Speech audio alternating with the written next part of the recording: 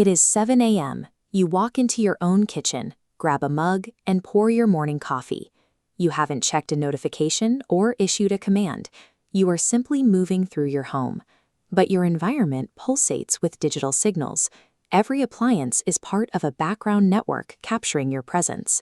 We inhabit a physical world functioning as a continuous digital infrastructure. While your kitchen feels quiet, sensors translate physical movements into digital packets every second. This raises a question.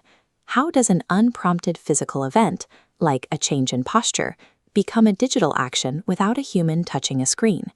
The answer lies in a rigid, four-step operational flow that connects the physical and digital layers of our world.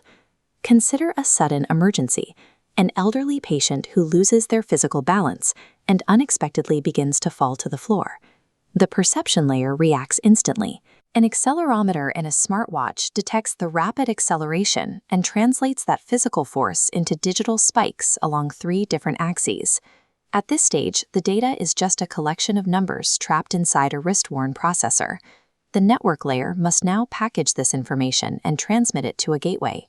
Short-range protocols like Bluetooth Low Energy jump the packet to a smartphone, which then uses a 5G or Wi-Fi connection to push the data further into the system.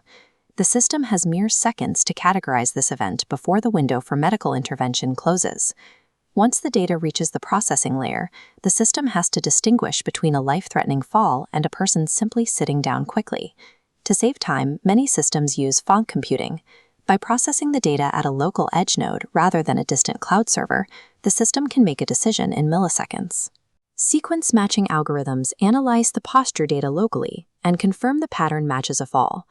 With the emergency confirmed, the digital decision must be converted back into physical action through the application layer. In the past, devices from different brands lived in separate silos. The Matter standard removes these barriers, allowing a medical sensor to trigger hardware from dozens of different manufacturers using one open-source language. This interoperability allows the health monitor to command the front door to unlock and the interior lights to turn on for emergency responders. This coordination connects isolated gadgets into a single automated safety system. From the initial physical stumble all the way to the deadbolt sliding open, the entire process occurred completely autonomously.